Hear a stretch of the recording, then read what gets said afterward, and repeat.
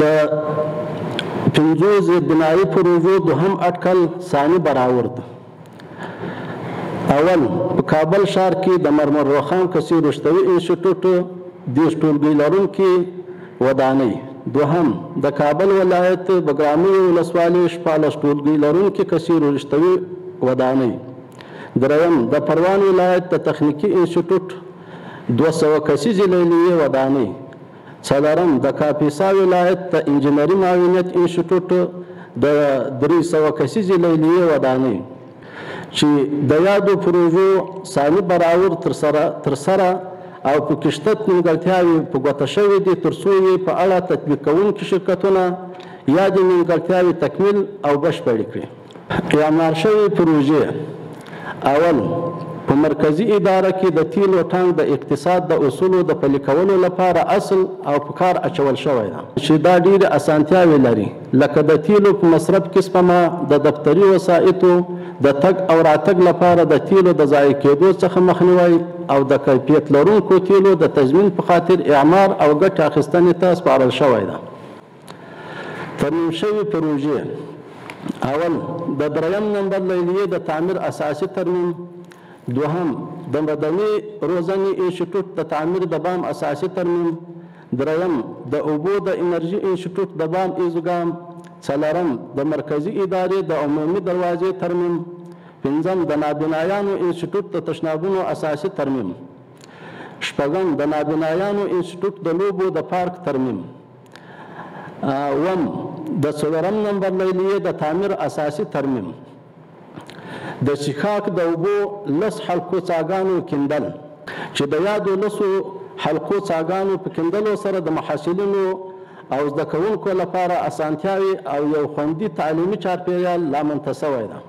اغیزمن او ځوابوونکی مدیریت: د چارو د ښه والي او د تخنیکي او مسلکي زده کړو د کیفیت د لوړولو په موخه د 1402 کال د ادارې د تشکیل ارزونه ترسره شوې ده. د کارکوونکو د معلوماتو سیستم د افغانستان اسلامي امارت د چارو د ادارې لوی ریاست له هدایاتو سره سم یو ځل بیا فعال شوی چې په فعالېدو سره یې ډېرې اسانتیاوې رامنځته شوې دي. د افغانستان اسلامي امارت د چارو د ادارې لوی ریاست په همکاري 119 کاري پروسو ساده کول. بودیجوي راپور: اول د تخنیکي او مسلکي زده کړو ادارې د 1400 مالي کال عادي او انکشافي بودیجه 1,488,168,412 افغانۍ وه او د لایحې تشکیل او ضرورتونو له مخې د تخنیکي او مسلکي زده کړو ادارې 400 ولایتي امریتونو ته ویشل شوي او همدارنګه یې یادو ولایتي امیرونو ته هدایت ورکړل شوی ده چې له دقیقې نیازمندي او اړتیا وروسته مصرف کړل شي. دوهم د هیواد په 8 ولایتو کې د ارزونې په اساس د مالي معلوماتو د مدیریت سیستم اپیمیس په ازمایښتي ډول فعالول. دریم د لارښوونو سره سم د فتح وروسته د شرکتونو او امارتي ادارو د پورونو تادیه. څلورم د تخنیکي او مسلکي زده کړو ادارې د 1402 مالي کال عادي بودیجه 1,282,1,982 افغانۍ او انکشافي بودیجه 19,122,800 افغانۍ ده چې د پلان له مخې د مصرف چارې په مؤثره توګه روانې دي.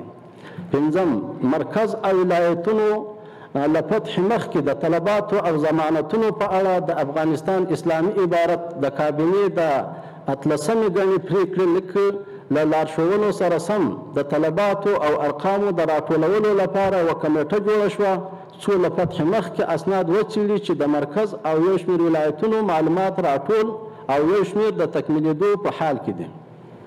شپږم د 1401 مالي کال کې د شرکتونو او ادارو له ټولو پورونو څخه د انټرنیټ برېښنا مصرف او له فتح وروسته پاتې شوي 21,03,944 افغانۍ د مالیې درانه وزارت د لارښوونو له مخې اجرا شوي دي. د دعوت ارشاد برخه کې اول د مرکزی ادارې ټول کارکوونکو لپاره په مختلفو وختونو کې د فقه اسلامي عقایدو قرآن کریم او تجوید تعلیمي ټولګي په لاره اچول شوي دي. دوهم د هرې پنجشنبې په ورځ رسمي ساعتونو څخه وروسته په اجتماعي ډول د ټولو کارکوونکو لپاره د اونۍ اصلاحي غونډه جوړه شوې ده. خدمات او املاک. اول د هغو تعلیمي مرکزونو ودانۍ چې په کرایه نیول شوي دي د هلو ځلو په پایله کې په کرایو کې تخفیف راغلی چې په کلني ډول یې له 1 میلیون افغانیو څخه زیات د امارت له لګښت څخه سپما شوې ده. دوهم څه باندې 7 مرکزونه له خپلو وسایلو سره چې پخوا د همکارو مؤسسو لخوا جوړ شوي وو او تر اوسه جمع او قید شوي نه وو د ملکیتونو د ساتنې په مخه سجل چې د هرې پروژې ارزښت د 5 میلیونو ډالرو څخه زیات ده. دریم د دغې ادارې 2 جایدادونه چې له 20 کلونو راهیسې د اشخاصو له لورې په کابل او خوست ولایتونو کې غصب شوي وو او ادارې د رهبري د هڅو په پایله کې بیرته ترلاسه شوي دي. څلورم د ادارې د املاکو لومړنی ډیټابیس او املاکي کتابونه جوړ او د هیواد له 4 ولایتو څخه د ادارې د اړونده ملکیتونو معلومات راټول او پکې شامل شوي دي او همداراز بانکي اکاونټ ورته جوړ شوی چې په هغوی کې هم ثبت شوي دي. پنځم مرکز او ولایتونو کې د تخنیکي او مسلکي زده کړو ادارې لخوا په مجموع کې 24 ځایه تصاحبي او غصب شوي ملکیتونه تشخیص او د پریکړې او استرداد لپاره عدلیه او قضایي ارګانونو ته سپارل شوي دي. شپږم د 1,11,938 افغانیو په ارزښت د همکارو مؤسسو د 214 قلمه توکو جمع قید نوملړ او قیامت ټاکل او د اړتیا سره سمې ویشل تر څو یې د بیا ضایع کېدو مخه ونیول شي.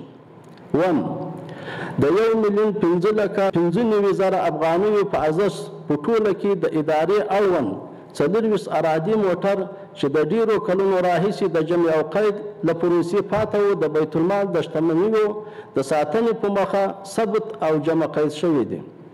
اتم د اغمجات چې له څو کلونو راهیسې د کابل ښار مرکز او انسټیټوټ کې په پاشلې بڼه موجود راټول او د لیلام ته چمتو دي څو د امارت په عوایدو کې زیاتوالی راشي.